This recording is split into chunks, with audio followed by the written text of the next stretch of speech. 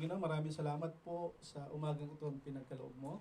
Salamat, Panginoon, sa kalayaan na kami po ay makapag-express ng faith and through online, Lord, sa mga kapatid namin kasama dito po sa Panambahan, sa online, may you continue to bless each one of us. Tulungan at samahan mo po kaming maintindihan at maisapamuhay din, Panginoon, ang aming pag-aaralan sa umagang ito. Banal na Espiritu, malaya ka pong pumilo sa aming kalagitnaan. At dumadalangin kami, Panginoon, na patawarin mo po kami sa lahat ng pagkakasalang aming nagawa. Sa lahat ng aming mga nasambit, sadya o hindi, mga kasalanang patago at hayagan, Lord, we confess all our sins. At ayaw din namin, Panginoon, maging hadlang ang lahat ng ito. Para po sa pangako at pagpapalang pinagkaloob mo sa amin at pagkakaloob pa sa umagang ito. We commit, Panginoon, ang aming connection at ang mga kapatid, Panginoon, ay patuloy mong i-bless. In Jesus' name we pray. Amen. So, at least mamaya, pagka binabasa natin yung buong Genesis, chapter 13, ay patuloy natin na ma-review. Okay, last week, tayo ay nasa part, 11. Kasi 12 ngayon, tama? Salamat sa isang sumagot. Praise God. So, makikita natin dito, doon sa pinag-usapan natin last week, sobrang simple pero napaka-makapangyarihan nung katotohanan. At alam natin na ang Panginoong Diyos, ang pumili kay Abraham o kay Abram. Tama? Hindi pinili ni Abraham ang Diyos, parang tayo. Tayo ay pinili ng Diyos for a purpose. May plano ang Panginoon sa iyo at sa akin. Amen? At yung planong ito ay ang tanging Diyos lamang ang siyang makapangyayari at ang Diyos lamang ang siyang sabihin natin magbibigay ng fulfillment ng lahat ng ito para sa kanyang kaluwalhatian. Amen po. Amen. At sa umagang ito, sabi nga natin, last week, pinag-usapan natin yung Genesis 11 and 12. Sabi doon, the blessing of the promise of the Lord. Bilanggit dito yung 5 beses, di ba? Kung babasahin natin yung Genesis chapter 1 to 5, 1 to 3, 5 beses na binanggit doon sa Genesis 12, yung I will bless you. Naalala niyo yan? Sabi doon, I will make you a great nation, I will bless you, I will make your name great, and you shall be a blessing. Ito sabi ng Panginoon, I will bless those who bless you, and the one who curses you, I will curse, and in you all the families of the earth will be blessed. God vows to make Abram, merong pangako ang Diyos kay Abraham na ang kanyang saling-saling lahi, descendant, ay magiging dakilang bansa. At ang Panginoon lamang ang may kakayahan na yung pangalan ni Abraham mula noon hanggang ngayon ay pinag-uusapan. Kaya sabi doon, I will make your name great. At ang nakaka-bless dito, sabi doon, I will make you, Abraham, a blessing. Pero kung sino man yung magsusumpa sa iyo, ay isusumpa. At kung sino man ang magbe-bless sa iyo, ay ibe-bless din ng Panginoon. Pangako ng Panginoon na kung saan, hindi lamang kay Abraham, hindi lamang doon sa mga sumunod na saling lahi, kundi until now, sa lahat ng naniniwala sa Diyos, Panginoon po ang siyang patuloy na magpupuno, gagawa, kikilos ng kanyang pangako sa iyo at sa akin. Sabi doon, you shall be a blessing. Di ba? Pag sinabing blessing, hindi ito yung tipong parang pabigat. Hindi ka magiging pabigat sa iba. Ano man yung hawakan mo at apakan mo ay magiging pagkapala sa iba. At dito ay nakakatuwa. Sabi din, and all the families of the earth will be blessed. Pagpapalain ng Panginoon. Dahil kanya itong ipinangako. At pinag-usapan din natin last week, dahil sa pananampalataya ni Abraham na mayroon siya. Take note, si Abraham, bago siya pinili ng Panginoon, siya ay sumasamba sa Diyos-Diyosan. Ang pananampalataya niya ay mula sa Diyos. At dumating din yung point na kung saan si Abraham, nung naniwala sa Panginoon, nung nakita niya ang kabutihan ng Panginoon, nakita natin dito, sabi doon, ang kanyang naging response ay, sabi doon, he built an altar. Alala niyo yan? He built an altar. Meaning to say, when God called him and the Lord spoke to him, ang unang response ni Abraham that time, he worshiped the Lord. he worshiped the Lord. Tayo po. The time na tayo ay tinanggap natin ng Panginoon, nung nalaman natin ang kabutihan at kapangyarihan ng Panginoon sa buhay natin, the first response should be worship. Dahil kapag tayo po ay merong mababaw na pagkakaintindi tungkol sa worship, hindi ito yung kantahan dito na may tumutugtog. Worship, it has something to do with how you live your life. Paano mo pinamumuhay yung buhay mo? Yung buhay na kung saan pagdating sa trabaho kahit walang nakakakita, ino-offer mo to sa Panginoon, kaya you will do your best. This is your worship to the Lord. Tama po. Yung mga tipong meron kang extra mile na ginagawa, kahit hindi inuutos sa'yo ng nanay, ni tatay, ng pastor, ng amo, but you keep on doing it. Bakit? Kasi sasabihin mo, hindi ko naman ito ginagawa para sa kanila. I am doing it for the Lord. Nakukuha niyo po?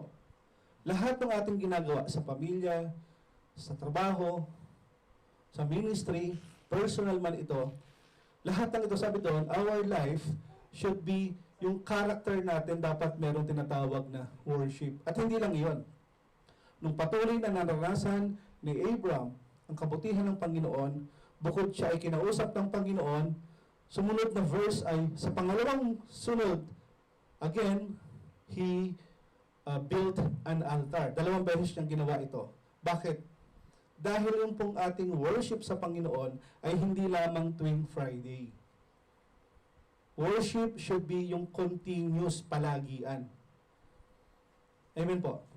Yung mga tipong, yung time na kung saan, when you were praying, habang nagpe-pray ka, parang bigla ka nalang naiiyak. Naranasan niyo yung gano'n? Habang nasa isang tabi ka lang, nananahimik ka lang doon, parang biglang bubulalas ka ng iyak, minsan natutuwa ka, hindi naman parang loko-loko at loko-loka. Pero alam mo yung habang kinakausap mo yung Panginoon, naiibulalas mo yung nararamdaman mo at nakikita mong sumasagot ang Panginoon. Bakit? That is your turning point that you are expressing your faith to the Lord at sinasabi mo sa sarili mo, napakabuti ng Panginoon, tapat siya, mapagmahal siya sa lahat ng kanyang pangako. Hindi man lahat ng pangako ng Panginoon ay makuha mo that time, pero merong punto sa buhay nating lahat. When we experience God, our response should be worship. Amen po. At sabi doon sa napag-usapan natin last week, dahil nga, di ba, si Abram nagalit sa kanya yung parao, di ba? Sabi, bakit ka nagsinungaling? Sabi mo, kapatid mo si Sarah. Ayun pala, asawa mo. Eh, magkakaproblema. Lahat kami ay tinubuan ng parang skin disease that time. O ito na yung asawa mo, umalis na kayo rito. Dalahin mo na lahat ng meron ka, binigyan pa siya ng ibang alahas. Binigyan pa siya ng mga, yung mga hayop, yung mga camel o donkey, o ano man yung binigay sa kanya, to the point na kung saan, nang nalaman ng parao, na hindi ito kapatid, kundi asawa ni Abram, si Sarai, dumating yung point na kung saan, Panginoon din mismo ang magsasabi sa tao, na itong anak kong ito ay pinili ko. Meron akong plano sa kanya. Meron akong purpose sa kanya. And the Lord will preserve that promise. Nakukuha niyo po. May pangako ang Panginoon sa iyo at sa akin. May plano siya sa buhay mo at sa akin. At may mga pagkakataong hindi naman talaga tayo lahat perpekto. Lahat tayo sumasablay. One way or the other, lahat tayo ay nagkakamali. Tama? At may mga pagkakataong tayo na yung laging napaka-inconsistent na tao. Nakukuha niyo po. Katulad ng Abraham. Mula sa pagsamba sa Diyos-Diyosan, sumamba siya sa tunay na Diyos, naranasan yung inaayos at binabago siya ng Panginoon, at ang kanyang response is to worship the Lord. At the same time, since the Lord made a promise to Abraham, the Lord preserved that promise. May pangako ang Panginoon sa iyo. Kung tayo lamang ay patuloy na magtitiwala sa Kanya, sabi nung pinag-usapan natin last week, hindi pa tapos ang Diyos sa iyo. Meron pa siyang plano. Kaya mga kapatid, sa panahon na tayo po ay niligtas ng Panginoon, hindi doon natatapos. Tama? Hindi lang parang, okay na, naging Christian na ako. Hindi. You need to worship the Lord sa trabaho, sa iyong salita, sa iyong kilos, sa lahat ng ginagawa mo. Di ba sabi doon sa Bible, in all things, di ba, kumakain, umiinom, naglalakad. Ano sabi doon?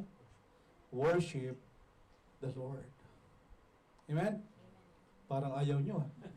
Okay, at pag-usapan natin ngayon ang Genesis 13. Tayo lahat ay magsitayo at basahin natin ang salita ng Panginoon. Sa Tagalog ko muna siya sumulat. Sige pa, basahin natin. Mula sa Ehipto, kasama kanyang asawa at ang pamangkin ni Absalom. dala ang lahat niyang ari-arian. Mayaman na noon si Abraham. Marami na siyang mga tupa, kambing at baka. Marami na rin siyang naipong ginto at pila. Mula sa Negev, unti-unti siyang naglakbay pabalik sa dati niyang pinagkampuhan sa pagitan ng Bethel at Ai. Pumunta siya sa dating pinagtayuan niya ng altar at doon sumamba kay Yahweh. Si Lot, nakasama, meron na siyang sariling pamilya at mga tauhan. Dahil napakarami ng kanilang mga hayop, hindi sapat ang pastulan para sa mga kawan ni na Abraham at Lot. Kaya't madalas nag-aaway ang mga pastol nila. Ng panahon din iyon, ang mga Kananeyo at Perezeo ay ninirahan pa sa lugar na iyon. Kinausap ni Abraham si Lot, hindi tayo dapat mag-away at ang mga tauhan natin, sapagkat magkamag-anak tayo. Mabuti pa yung maghiwalay tayo, mamili ka. Kung gusto mo sa kaliwa, sa kanan ako. Kung gusto mo sa kanan, sa kaliwa ako. At nang ginala ni Lot ang kanyang paningin, nakita niya ang ng Jordan hanggang sa Zoar, nasagana sa tubig, tulad ng halamanan ni Yahweh at ng lupain sa Ehipto.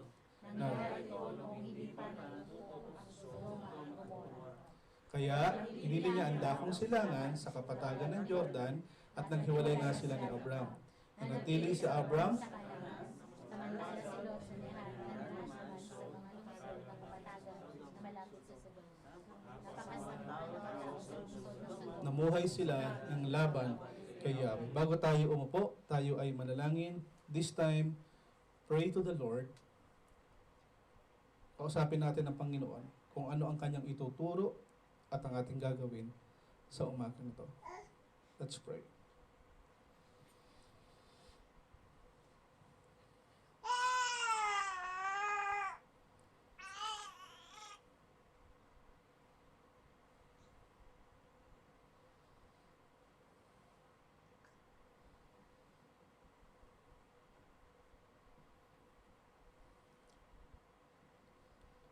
Panginoon, kausapin mo po kami at patuloy, Panginoon.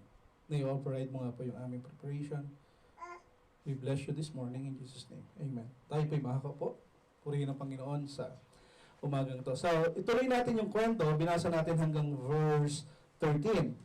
At ito po yung rest ng kwento. Sabi doon sa Genesis 14 hanggang sa 18, pagkaalis ni Lot, sinabi ng ni Yahweh kay Abraham, tumanaw ka sa palibot mo, ang buong lupaing natatanaw mo ay ibibigay ko sa iyo, sabi ng Panginoon. At sa magiging lahi mo, magpakailanman. Ang iyong mga saling lahi ay gagawin kong sindami ng alikabok sa lupa na di kayang bilangin ni numan. Libutin mo ang buong lupain, ang lahat ng iyan ay ibibigay ko sa iyo. Lumipat si Abraham sa Hebron at doon tumira sa tabi ng malaking puno sa Mamre. Nagtayo siya roon ng altar para kay Yahweh. So kung yung binasa nyo kanina, yung Genesis 13, naabutan nyo hanggang doon sa verse 18. Tama? And so far, familiar tayo doon sa kwento. Kaya dito makikita natin, mga kapatid, si Abraham ay patuloy na namuhay at sumunod sa Diyos at nakikita natin siya ay unti-unting nag-mature o nag-grow. Tama po? Parang tayo. When we accepted Christ as our Lord and Savior, hindi tayo na natiling parang bagong tanggap. Tama? Kundi lahat tayo ay natutunang magbasa ng Biblia. Tama ba? Natuto tayong manalangin, umaattend tayo ng fellowship, may mga pag-aaral, at marami pang iba na kung saan maraming trials sa buhay, maraming pagsubok, maraming challenges, na kung saan nakikita natin kung wala ang Panginoon, baka wala na ako. Nakukuha po. Kung hindi ako sinamahan ng Diyos, malamang hindi na ako nagpatuloy. Bakit natin nasasabi ngayon na sinasabing, Lord, thank you dahil nariyan ka? Bakit? Dahil gusto ng Panginoong ipakita sa iyo na wala kang kayang gawin kundi magtiwala sa Kanya. Nakukuha po. gustong ipakita ng Panginoon na sa kalahat ng nangyayari sa buhay natin, sa buhay mo at sa buhay ko, ay hindi aksidente, kundi may plano ang Panginoon. At ang planong ito ay maihayag ang kanyang kaluwalhatian sa buhay mo. Kaya dito natin lagi masasabi, yung testimony na pag tayo ay kinausap ng mga tao, anong meron? Anong nangyari? Ano yung magandang ginawa ng Diyos? Dahil sa iyong mga trials, sa iyong challenges, sa pagsubok, sa lahat ng pinagdaanan mo, dahil naranasan mo ang kabutihan ng Diyos, ang kanyang katapatan, ang kanyang kapangyarihan, therefore, tayo ay nag-grow. Nakukuha niyo po? Kaya kung tayo ay dumaranas ng anumang klaseng pagsubok sa buhay, walang sukuan. Tama? Kasi inaayos ka ng Panginoon. Ganun ang nangyari kay Abraham. Alam natin, we were thinking na pinili si Abraham dahil siya ay special. Hindi po. In fact, parang tayo rin dati. Sumasamba nga tayo sa Diyos-Diyosan at nananangan tayo sa ating sarili. Pero nung nagpakilala, naranasan at nakita ni Abraham ang kabutihan ng Panginoon, unti-unti yung kanyang faith ay nag-grow at siya ay unti-unting lumakas. Amen po. Okay. At dito natin makikita na sa buhay din po ni Abraham, kung pag-aaralan natin yung Genesis 12 hanggang Genesis 25, ang buhay din po ni Abraham ay urong-sulong. Parang 2 beses siyang hahakbang, magkakamali, papalya, and then aatras siya, and then 2 beses siya uling uusog. Nakukuha niyo po? Yung urong-sulong. Parang tayo rin, ano po? Pagka tayo active talaga, para papatay ng apoy, pagka parang bombero. Kapag dumating yung time na marami ng pagsubok, ayaw na natin, aatras tayo. Kayo na muna dyan. Hindi mo na ako atin. Tinatamad ako, hindi na ako magpipray. Tama? And then kakausapin mo na naman ng Panginoon, Lord, gusto ko po magbalik. Anong gagawin natin?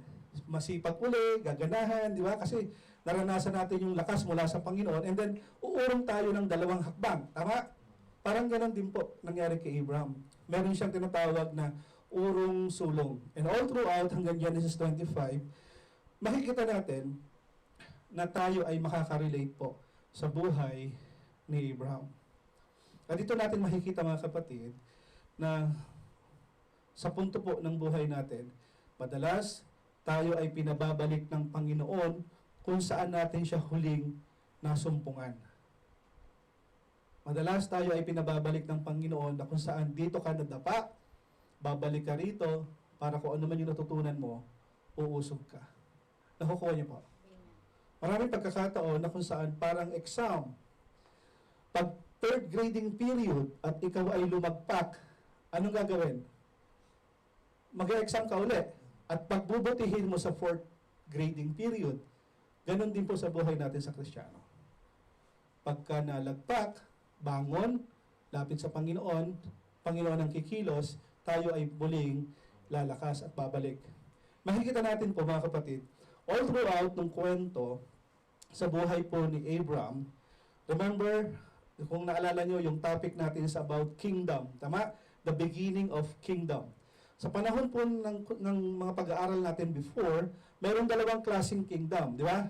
Kingdom of Satan and kingdom of God, Jesus. Tama? Di ba nung time na kung saan ay si Cain. Tama? Si Cain. Parang gusto niyang magtayo ng sarili niyang kingdom, pinatay niya si Abel.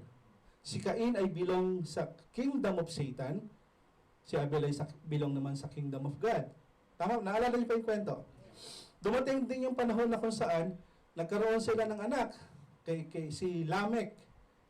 Pero nung pinanganak si Seth, natutong tumawag ang taga-Israel sa pangalan ng Panginoon. Si Lamech ay nabilong sa kingdom of Satan at si Seth naman ay bilong sa kingdom of God. Tapos dumating din yung panahon kay Noah, di ba? Kay Noah. Si Noah, alam natin, bilong siya sa kingdom of God.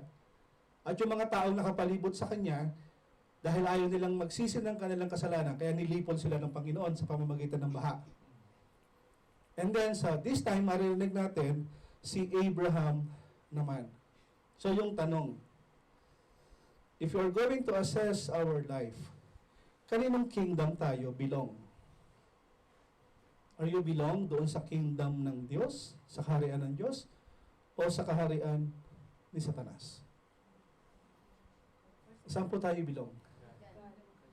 Therefore, makita natin sa buhay po ni Abram at ipinakita ng Diyos at ipapakita sa atin sa umagang ito na meron po talagang purpose, plano ang Diyos sa buhay natin. At pag-aralan natin sa 4 na bahagi, yung Genesis 13. Yung unang C is character.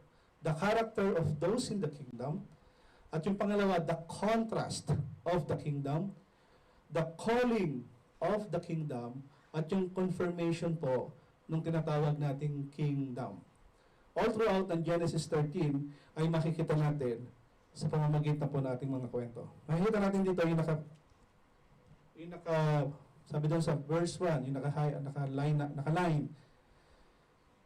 Ano sabi doon? Abram went up from Egypt to Negev. He and his wife and all that belonged to him, and Lot with him.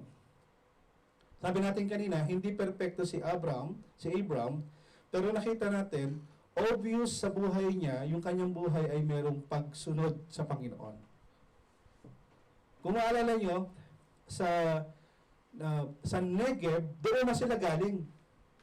Pero sabi doon, pinabalik siya ng Panginoon. Bakit kaya siya pinabalik? Ano kaya yung gustong gawin ng Panginoon? Dito natin makikita that sa buhay po natin ngayon, okay, yung ating pong character ay makikita natin kung tayo talaga ay nasa Panginoon. Obviously, doon sa verse 1, ang sabi doon, Abram went up from Egypt to the Negev. Pinabalik siya ng Panginoon. Dito makikita natin mga kapatid, dahil siya ay pumalpak, kinik out siya doon sa Egypt, di ba? Dahil sa ginawa niyang kasalanan sa Pharaoh, nagsinungaling siya. Andiyan pa po kayo? Ang sabi ng Panginoon, na-kick out ka dyan, bumalik ka sa Negev. Balik ka kung saan nagtayo ka ng altar. Di ba? 2 beses siya nagtayo ng altar. He worshiped the Lord doon sa Negev. Nakuha niya po. At dito natin makikita, sa buhay din po natin. May mga pagkakataong kung kailan natin nasumpungan ng Panginoon, minsan pinababalik tayo ng Panginoon doon. Bakit? Along the way, meron tayong mga nagagawang pagkakamali. Tama? Unti-unti tayong humihiwalay sa Panginoon. At ang gusto ng Panginoon, ikaw ngayon ay magsisi ng iyong kasalanan. Paano? Go back to the cross. Nakukuha niyo po. Sa Negev, doon siya malalim yung kanyang relasyon sa Panginoon. Naglakbay sa Egypt, nagsinungaling, gumawa ng kasalanan. Anong sabi ng Panginoon? Balik ka. Balik ka sa Negev. Dito natin makikita yung repentance. After ng ating failure, after na tayo ay ma-kick out, after na kung saan tayo ay sabihin natin hindi naging maayos, mas nais ng Panginoon na tayo ay tawagin at sabihin, halika, bumalik ka. Nakukuha niyo po. Sabi doon, Abram went up from Egypt to the Negev.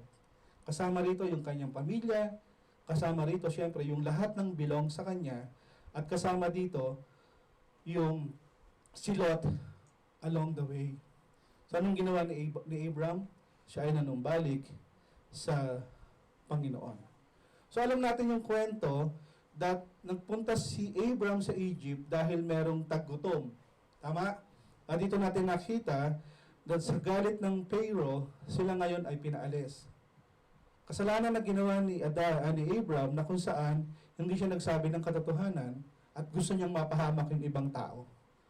Even though na nagsinungaling si Abram sa Panginoon, still the Lord preserved the promise. Nakuha niyo po. Tinulungan pa rin sila ng Panginoon. Bakit? Kasi meron siyang plano kay Abram at kay Sarai na kinalaunan na tinawag na Sarah. In short, mga kapatid, si Abram ay parang tayo. Most of the time, we are faithless. Parang hindi tayo believe sa Diyos. Mas believe tayo sa sarili natin. Parang si Abram, parang sinasabi niya, mas mabuting gawin ko to sa sarili ko. I want to do it my way. And still, sabi doon, hindi pa rin nakitaan ng Panginoon si Abraham ng katapatan. Kaya naman, sabi ng Panginoon, alika, balik ka. Balik ka sa Negev at ayusin natin, mag-usap tayo. Ngayon naman, sa kanilang paglalakbay, from Egypt, bumalik sila sa Negev. Nakukuha niyo po. unang word na malalaman natin o mapag-aaralan, repentance. Go back to the cross. Nagigets po? Tuloy natin. Sabi doon sa verse 3 and 4, basahin po natin. And, And he went, parang dalawa lang yung umaattend. Sabay-sabay tayo. And, he went on his journey from Sydney to the place where his death was made between Bethel and Ai, to the place of the altar which had been used previously, and there undergone the name of the Lord. dito makikita natin yung pangalawang character na gustong makita ng Panginoon. Aside from repentance, gusto ng Panginoon, bumalik ka doon sa dati mong gawi. Ano yung dati niyang gawi? Nung nakilala niya ang Panginoon, He built an altar twice and He worshiped the Lord. At ang sabi ng Panginoon, mag-repent ka at bumalik ka sa Negev. Pagbalik niya sa Negev, ano sabi doon? Abraham called on the name of the Lord.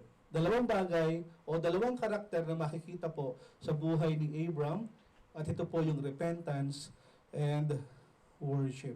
Sa buhay po kaya natin, nakikita ba o nasasalamin ba sa buhay natin yung tinatawag na patuluyang pagluwalhati sa Panginoon, pagdeklara ng kanyang kabutihan, ng kanyang katapatan sa buhay natin, at the same time, meron ba tayong tinatawag na repentance? Repentance na kung saan gusto ng Panginoon na bumalik tayo sa same spot wherein doon natin siya nakilala, doon tayo naging masipag, doon tayo naging mainit sa Panginoon, doon natin nakita how good and great is our God. At sa buhay po natin ngayon mga kapatid, most of the time, sa lahat ng kasalanan ating nagawa, sa lahat ng failures na meron tayo, sa lahat ng defeat na naranasan natin, remember the word, go back to the cross. Go back to the cross. Dahil may gagawin pa ang Panginoon sa buhay mo. Amen po? Amen. At maraming pagkakataon na parang scattered na yung pangarap natin, di ba? Parang basag na lahat. May mga pagkakataon na parang wala nang tsansa. Yung lahat ng ating gustong mangyari sa buhay, we become faithless. Tandaan natin that God will allow you and me to pick up the pieces and learn to trust in Him. Nakukuha niyo ba? Do you trust the Lord? Amen. Sa mga kasama natin, mga nanonood, do you really trust the Lord? Therefore, kung ano man yung meron kang karanasan sa buhay ngayon at naranasan, tandaan natin that God remain still the same, that He is faithful. Nakukuha niyo pa? Amen. All throughout our journey, baka kailangan lang natin bumalik sa Panginoon.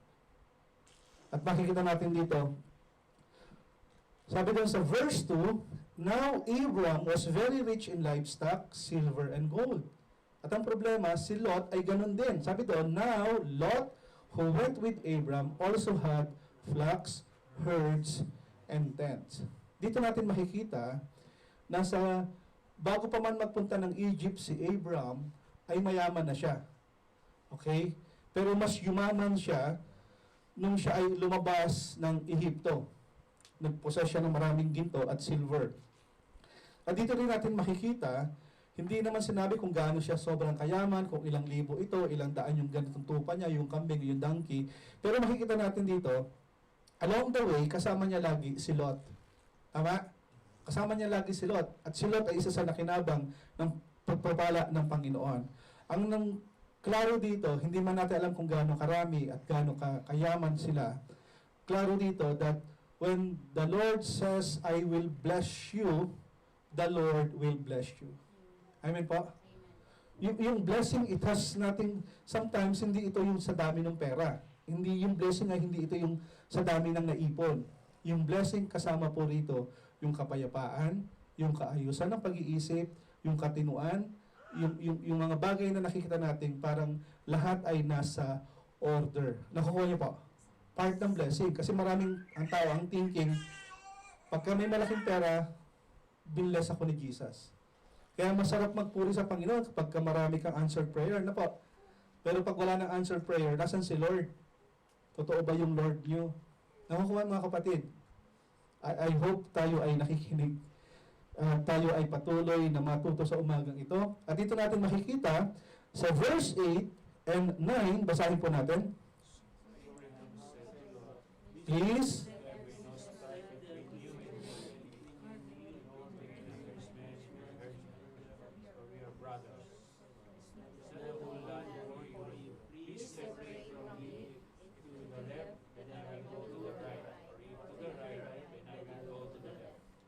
Dito natin makikita yung isa sa karakter ni Abram, yung kanyang ugali na kung saan masyado siyang mapagpakumbaba. At naturalesa sa ating mga tao, when we choose something, gusto natin yung the best. Tama? Parang sa handaan, di ba? Lahat tayo kunyari nasa handaan. And then nakita natin maraming pagkain doon. Siyempre handaan, bibigyan tayo ng plato. May mga pagkakataon, wala naman sa atin nung ganito, lahat tayo ay mabait sa handaan. Pero may mga makikita ka, di ba, pag sa handaan, bibigyan ng plato, puno yung plato. Punong-puno. As if wala nang bukas, parang bibitayin na sa dami ng food. Di ba? Tapos aalis yun. Tapos kalahati lang kakainin. Kasi natural sa atin na ayaw nating magutom. Natural sa atin na parang pipiliin ko yung lahat ng ulam na masarap, pupunuin ko yung plato ko. Pero yung taong alam yung kanyang ginagawa, yung taong mapagpakumbaba, yung taong may pakailam, yung taong, sabihin natin, alam niyang kahit isang kutsara na lang matira, okay lang ako. Anong gagawin niya? Kung ano lang yun nandun, kukunin niya. Nakukuha niya po. Masasalamin natin yung buhay natin dito sa verse na ito. Bakit hindi ka nalang kumuha ng akala mong kaya mong ubusin at pwede namang bumalik? Ang tawag doon ay contentment. Nakukuha niyo po. Diba yung kumakain, tas di pa tapos kumain, nagsisharo na. Okay, parang ganito yun. Nasabi doon, sabi ni Abraham kay Lot, please let there be no strife between you and me. Hindi tayo dapat mag-aaway. At hindi rin dapat nag-aaway yung ating mga kasama, yung mga katulong, yung herdsman, yung nag-aayos ng kanilang mga kahayupan. Kasi nga tayo ay magkapatid, for we are brothers. O ganito na lang ang sabi niya. Pumili ka ng lugar na gusto mo. Maghiwalay tayo. Kung ikaw ay pupunta sa kanan, pupunta ako sa kaliwa. Kung pupunta ka sa kaliwa, pupunta ako sa kanan. Anong makikita nating character ni Abraham dito? Mas pinapahalagahan ni Abraham as he continue to grow in faith, yung buhay na kung saan mas importante sa akin yung pamilya. Nakukuha niyo po? Mas importante. Grabe yung bihirang tao yung ganito. At si Abraham ay nag-respond na kung saan nagtitiwala ako sa Panginoon, kaya siya naging mapagpakumbaba, kaya siya naging mapagbigay. Ano una niyang ginawa? O sige Lot, pili ka na. Kung ano yung inakala mong okay, doon ka. Pagbibigyan kita. Dahil nung sila ay nasa Egypt, hindi mo sila pwedeng diktahan. Papatayin ka niya. Di ba, naalala niyo? Pinatay niya yung isang nagbabantay. Hindi kasi sila pwedeng diktahan. Pero here, makikita natin that Abraham trust in the Lord and all His promises. That's why, sabi niya, sige, I will be humble and I will trust the Lord. Pili ka na kung saan ka masaya. Type nyo. Di ba? Sabihin mo sa kapatid mo, sige, sa'yo na yung lahat ng aking Jordan 1 to 27. No? Bibigay ko. Basta masaya ka lang. Kaso Jordan 1 lang yata. Anyway, ang ganun siya mapagbigay. At nakita niya rito na mawala man sa akin yung lahat ng magaganda sa buhay na ito, but still I will trust in the Lord. Amen? Nawa makita natin kung gaano kainam yung ginawa ni Abraham kay Lot pagdating sa pagpili ng kanyang masasakpan. Kaya nakita natin dito, sabi doon, sabi niya, for we are brothers. For we are brothers. Nakikita natin yung faith ni Abraham ay so weak. And then naranasan niya yung mag-repent, naranasan niya mag-worship sa Panginoon, at makikita natin nagre-reflect sa buhay ni Abraham yung pong importansya ng family at ng wealth. Mas importante sa akin ng pamilya kaysa sa kayamanan, mas importante sa akin ng pamilya, kaysa doon sa sabihin natin dapat akin yan, pero ipapaubaya ko sa iyo. Nakukuha po. Kaya pag kayo alam mong yung mga matatagal ng mananampalataya, di ba? Makikita natin sa kanila yung mahilig magpaubaya. Sige, mauna na kayo. Kayo na muna. Nakukuha niyo po. Kasi natututunan natin kung paano maging mapagpakumbaba. Kung paano tayo magtiwala sa Panginoon. Nawa, sa buhay din po natin, makita natin that yung ating wealth, yung ating lakas, yung ating pamilya, hindi natin to kayang i-keep.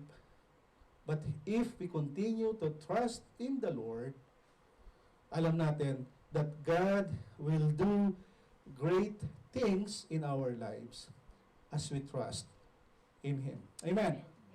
Tuloy natin. Ang sabi dun sa Genesis 13, chapter 13, verse 10 to 13. Doon lang tayo sa may salitang, Lot lifted up his eyes and saw all the valley of the Jordan. Nakita nila, sige, pinapili mo ako ha. Sabi niya siguro, isip niya, no, pinapili mo ko Abraham ha. Pinabili ako ni Angkol, eto pipiliin ko. Pipiliin ko yung marami ng tubig, yung marami ng puno, pipiliin ko yung hindi na ako magtatanim, pipiliin ko yung napakaganda para sa akin. Tama? Yun yung ginawa niya eh. Pero sa Bible, yung word na the Lot lifted up his eyes and saw, sa Biblia, ito po ay equal sa tinatawag nating pita ng laman. Kasalanan. Naturalesa, kay Lot na pumili dahil pinapili siya. At hindi naman siya nagkamali ng pagpili dahil pinili niya yung mainam para sa kanya. At dito na-expose kay Lot bilang bata, hindi siya naging mapagbigay. Anong nangyari? Naging greedy siya. Di ba? Oh, matanda na naman yan. Sandali na lang buhay yan. Eh ako naman yung mauuna. Ako pinapili. Pipiliin ko yung mainam. Parang ganun din tayo, no? And yet, makita mo dito, na-expose yung pagiging gahaman at makmundong wisdom ni Lot sa buhay na ito. Common sense. Kahit ako man siguro yon, pipiliin ko na hindi na ako maghihirap. Tama? Pero sa Biblia, minsan, kadalasan, yung mga bagay na kung saan nagpapasaya sa atin, mabilis, madali, mainam, komportable. Pero to the end, ito pala yung mga bagay na pansamantala lamang. Nakuha niyo po.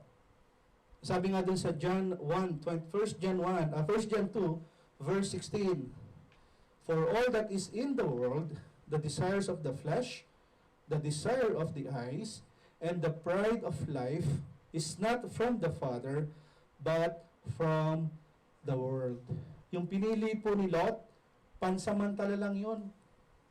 Yung pinili ni Lot na kung saan siya ay komportable, yung desire niya na parang hindi na siya maghihirap, pansamantala lang yun. Parang tayo rin po.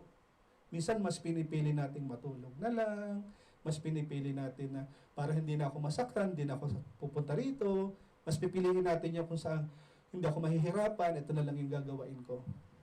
Mga kapatid, this is not our home. Yung lahat ng meron tayo, pamilya, kayamanan, kotse, tahanan, talent, gift, ministry, pansamantala lang po ito. Nakukuha pa. Parang galit na kayo sa akin At dito natin makikita na kung saan baka pagpili natin, mas gugustuhin lang natin yung piliin natin na makapagpapasaya sa atin. Learn to trust in the Lord. Amen po? Amen. Kaya sabi doon sa bandang sabi doon, and Lot, di ba, pumili na siya kung saan yung maganda. And Lot journeyed eastward.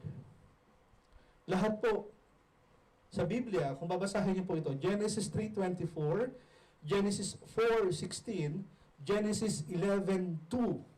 Yung lahat ng tao doon sa verse na yon, lahat sila ay pinili yung eastward. Ano yung Tagalog ng east? Silangan? Tama ba? Okay, yung lahat ng mga taong walang believe sa Panginoon, Yung lahat ng mga tao pinili yung sarili nila. People choose yung eastward. Silangang bahagi. Dito natin makikita, when we do things not according to the Lord, sometimes we choose yung eastward, katulad ng ginawa ni Lot. Hindi nagkataong lumipat siya doon. Kundi nakita natin, all people, those people na lumipat sa east, lahat sila ay they were moving away from the presence and blessing of the Lord. Mas pinili lang nila yung pansamantala. Lahat nung nandun sa east. Dito natin makikita na minsan hindi mainam na sundin natin yung ating sariling gusto, sariling timing, sariling wisdom.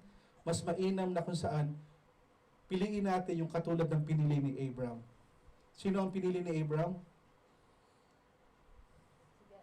Si God. He trusts in the promise of the Lord. Nakukuha po. Kaya mga kapatid, hindi porket masaya, temporary enjoyment, hindi porket temporary sisikat ka, ay forever. Kaya nga temporary. Mas piliin po natin ang mga bagay na kung saan hindi magpapalayo sa atin sa Panginoon. Nagigets po? Ano yung mga bagay na nagpapalayo sa atin sa Panginoon? Marami, di ba? Mga bagay na kung saan tuturuan ka ng taong talikuran mo ang Diyos mo, mga bagay na kung saan ang pamilya mo pe-persecute ka, mga bagay na kung saan mas inuuna mo yung katamaran, mga bagay na kung saan inuuna mo yung hindi ako komportable, hindi ako masaya dyan, mas okay ako rito, mga bagay na kung saan darating yung point na hindi ka na magtitiwala sa Panginoon, then thus you will forget the Lord your God. Amen po. At makikita natin sa susunod na verse, may clear lang yung ating message. Sabi doon, nakapili na nga si Lot, at ito naman si Abram.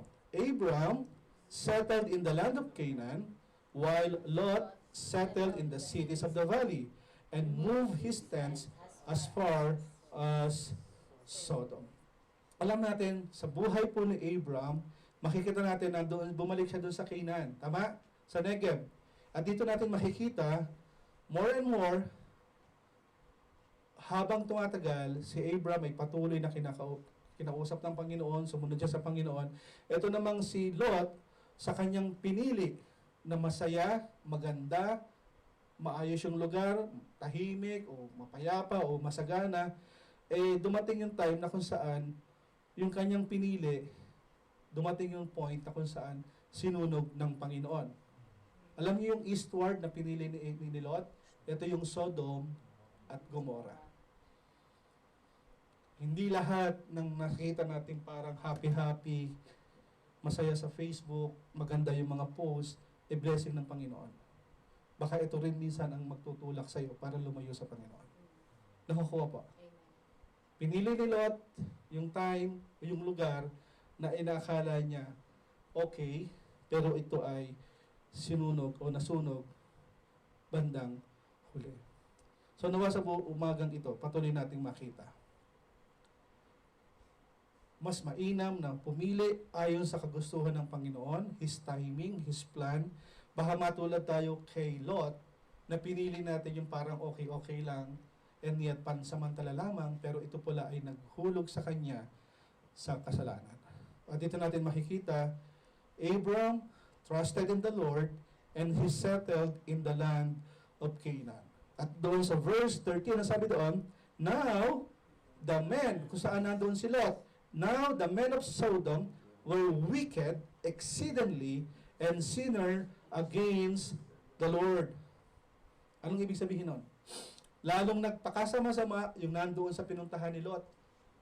Dumating yung point na kung saan lalaki sa lalaki, nag-aasawahan na, babae sa babae, hayop sa tao, na kung saan sobrang kasamaan ang nangyari. Kaya dumating yung point na kung saan yung inaakala ni Lot na okay, yung inaakala ni Lot na parang positive, ang saya dito, yun rin pala yung time na kung saan magdudulot sa kanya ng sinasabi natin, magiging kapahamakan niya at ng kanyang pamilya. Nakukuha niyo po? Huwag nating dalahin ang pamilya natin na kung saan alam nating mapapahamak, doon pa rin po natin sila dadalahin.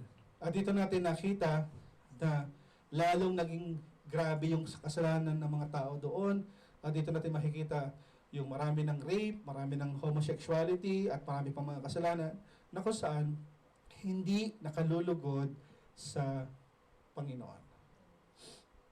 At this point in time, sa buhay po natin, are you happy and blessed sa sitwasyon mo ngayon? Yes. Baka kasi kapag hindi mo na nararanasan ng Panginoon, dinadivert mo na yung attention mo sa ibang bagay na makapagpapasaya sa iyo pansamantala. Check ourselves.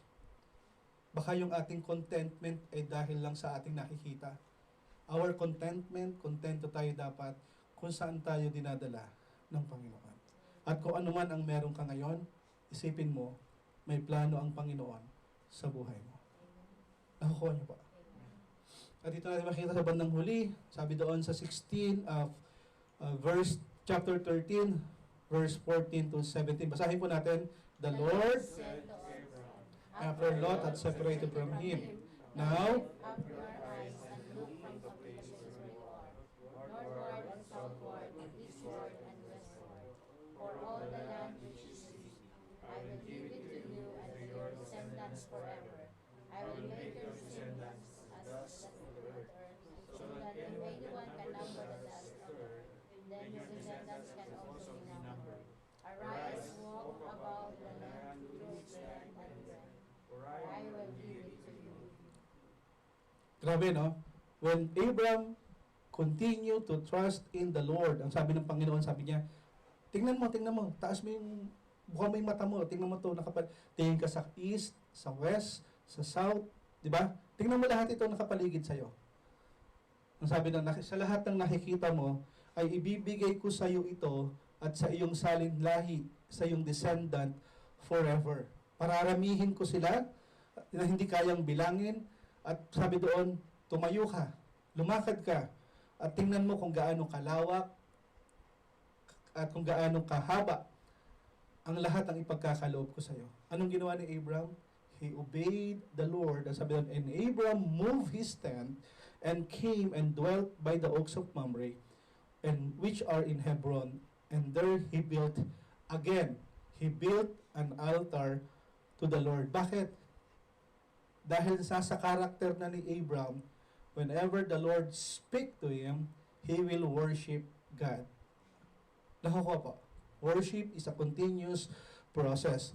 Kaya makikita natin dito, sabi doon, now lift up your eyes and look. Lift up your eyes and look.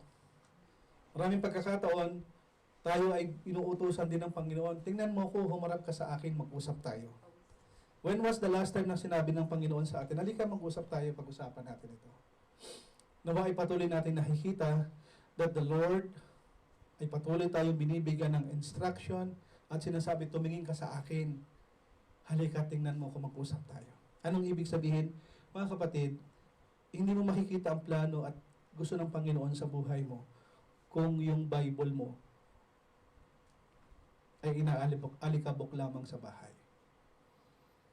Dahil kapag ka hindi nakadepende sa Panginoon, ang iyong pinaniniwalaan ayon sa kanyang salita, huwag kayong makinig, magbasa, huwag yung kung ano yung nakikita nyo doon sa Facebook para sa Panginoon galing, hindi po.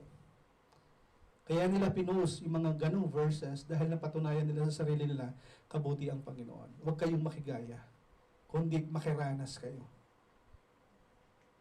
Ano man ang ipopost natin o sasabihin natin, ano man yung ginagawa natin, nawa, ginawa o sinabi natin dahil naranasan natin ito sa Panginoon. Gusto mo bumalik sa Panginoon, you want to see kung ano yung plano ng Panginoon. Sabi ng Panginoon, huwag kang yumuko dyan, huwag kang tumungo. Alika, lift up your eyes and look. Pag kinakausap tayo ng Panginoon, mas gusto ng Panginoon, nakaharap siya. Nakukuha po. Kaya hindi pwede yung prayer na sana. Sana. Walang sana sa Panginoon. Walang good luck. Nakukuha po. Kaya sabi doon, makikita natin na ang Panginoon ay patuloy na magbibigay ng instruction as you lift your eyes on Him sa lahat ng direction dahil may magandang plano ang Panginoon. Makikita natin sa buhay po ni Lot, di ba? Pinili niya lamang yung nakita niyang may tubig. Pinili niya lang yung nakita niyang parang maayos na. Pero hindi niya tinignan yung nasa west, nasa south, at nasa north. Ang una niyang nakita, east. O eto na yon. Nakukuha niyo po. Pero sabi ng Panginoon, halika, tingnan mo naman ako. Tingnan mo yung north, east, south, and west. Lahat ng ito ay pagkakaloob ko sa iyo. Huwag tayong masiyahan kung ano yung meron tayo ngayon. Dahil meron pang kayang ibigay ang Panginoon. Amen? Tuloy natin as we close. At dito natin makikita, sabi doon, and then Abram moved his tent and came and dwelt by the oaks of Mamre, which are in Hebron, and there he built an altar to the Lord. And there he built an altar to the Lord. Meron pong plano ang Panginoon at nakikita natin, ang planong ito po ay napakainam. Yung lugar po na ito, yung Hebron, yung Mamre, ito rin yung panahon o lugar na kung saan si Abraham, si Isaac at si Jacob, dito rin po sila nilibing. Kung saan nandun din yung they built an altar to the Lord. Kung paano merong plano ang Panginoon at kung paano si Abraham ay nagtiwala sa Diyos, nawa tayo din po ay matutong magtiwala sa Panginoon. Hindi tayo dapat nagdidepende kung saan akala natin parang okay lang yon. Nakuha po. And in closing, ang sabi dito, so make your choices based on God's. Pag gumagawa po tayo ng choices, nakasalig ba ito sa prinsipyo ng Panginoon? Sabi doon, anong pipiliin mo? Relationship ba? Or over your rights? Are you going to choose your godliness o over doon sa iyong gahaman? Are you, pipiliin mo ba yung fellowship with God? O pipiliin mo lang kung saan tanggap ito ng mundo? Marami sa atin ay mas inuuna, dapat approve yung tao sa'yo.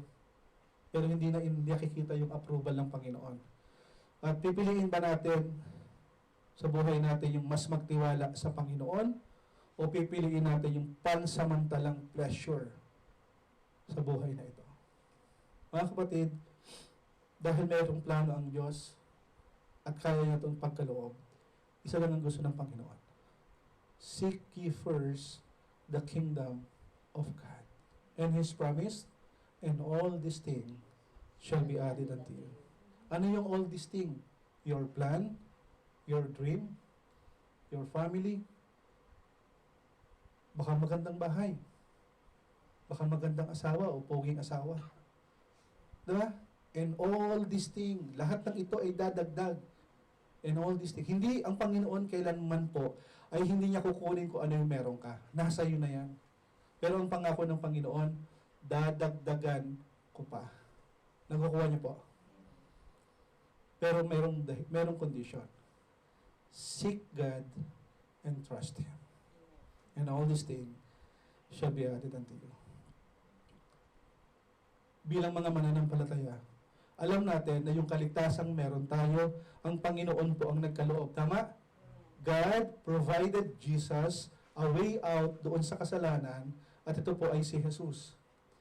Maging kontento tayo doon sa kaligtasang Diyos ang gumawa kaysa gumawa tayo ng mga bagay na akala natin kaya tayong iligtas.